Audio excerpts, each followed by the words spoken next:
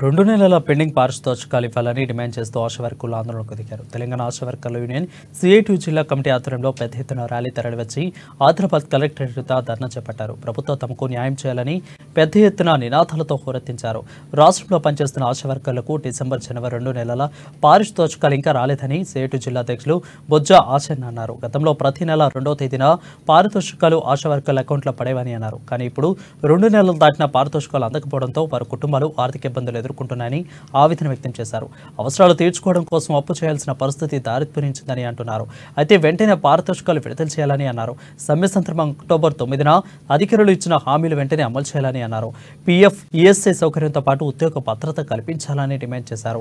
TB sputum డబ్బాలను ఆశలతో మోయించే పనిని రద్దు చేయించాలని అన్నారు. అలాగే రిటైర్మెంట్ బెనిఫిట్స్ కింద 5 లక్షలు ఇవ్వాలని అన్నారు. ఇతర డిమాండ్లన్నిటినీ నెరవేర్చాలని వారు అన్నారు.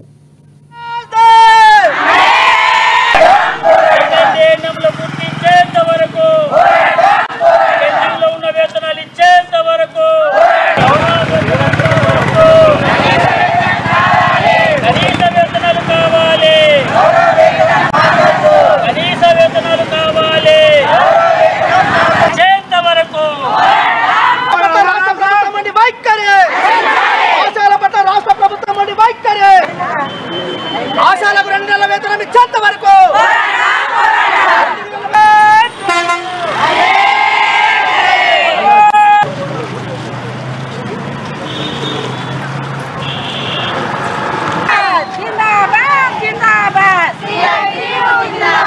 ఈ రోజు తెలంగాణ ఆశా వర్కర్స్ రాష్ట్ర కమిటీ ఆదిలాబాద్ జిల్లా కమిటీ ఆధ్వర్యంలో తెలంగాణ ఆశా వర్కర్లు జిల్లా కలెక్టర్ కార్యాలయం ముందు ధర్నా చేయడం జరుగుతుంది.